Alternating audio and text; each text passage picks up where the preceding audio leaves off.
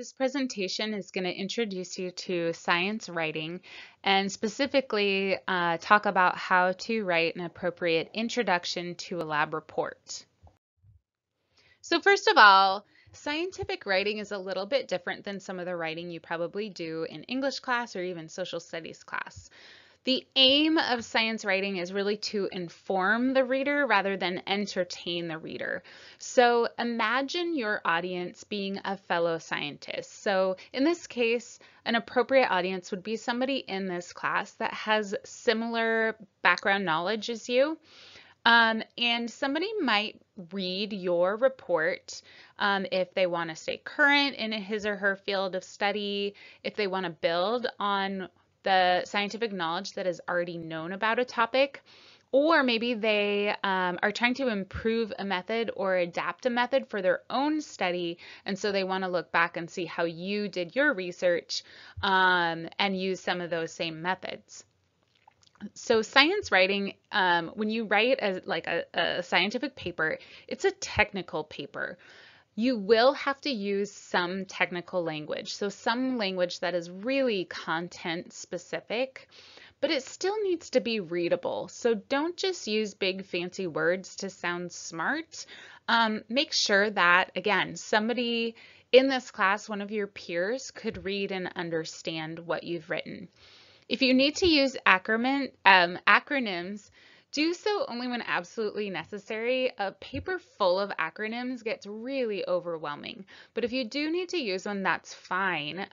Just define them the first time you use them.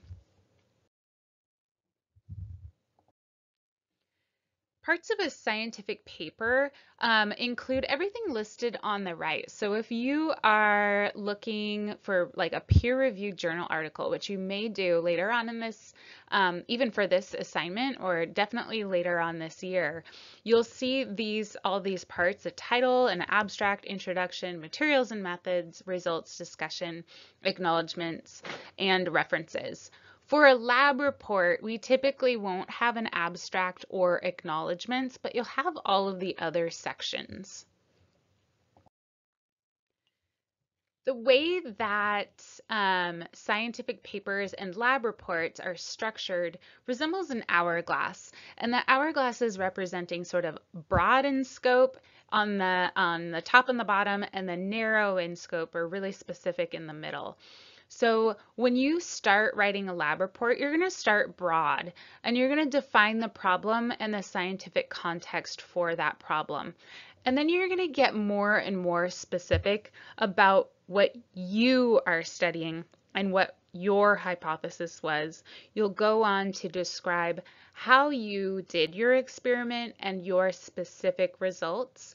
And then as you analyze those results, you want to get broader again. So when you get to the discussion, you should tie back into that broader scope of, how do your results relating to existing scientific knowledge? What scientific concepts do your results relate to?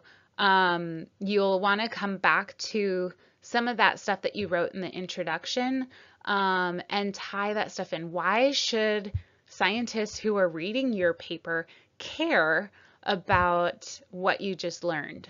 How can it, and sometimes it's appropriate to talk about how could it be applied.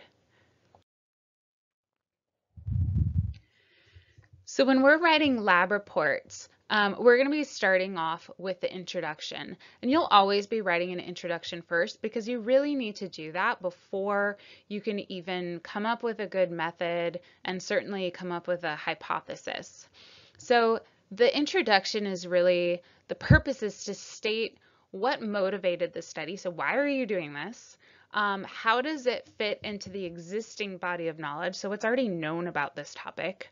And what are the objectives of the work? So what are you specifically trying to find with the experiment that you're going to do? So this section will have up to 4 elements. You'll almost always have these 4 elements: the research question, the rationale, background information, and the hypothesis.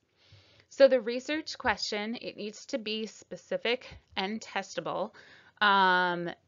and just stated really clearly. Oftentimes, that might be the title or the first couple within the first couple sentences of your introduction. You then want to provide some rationale about why you're asking this research question. Why is it important? Why is it relevant? What can we gain by knowing this? Or where is there a gap in knowledge?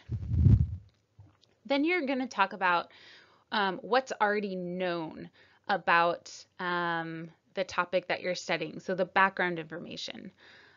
You need to have enough information that you can justify your hypothesis. So some ideas is to describe why the experiment is relevant to a particular field of science, and you will want to include primary or secondary sources with appropriate in-text citations. So you'll want to look at peer-reviewed journal entries, peer-reviewed scientific journals, and we'll do a little bit of that in class later on with different experiments. For this one, I'm fine with you just using some citations that you find online. The more sort of scientific, the better. Try not to use just like blogs or opinion pieces and stuff like that. And you should have in-text citations and include them in your references cited at the end. Finally, most experiments are going to have a hypothesis, and this is a proposed answer to the experimental question. Occasionally, especially for like ecological tests, experiments, we may not have a hypothesis, but I'll let you know if we're doing the type of study where you don't need a hypothesis. So just assume that you need one.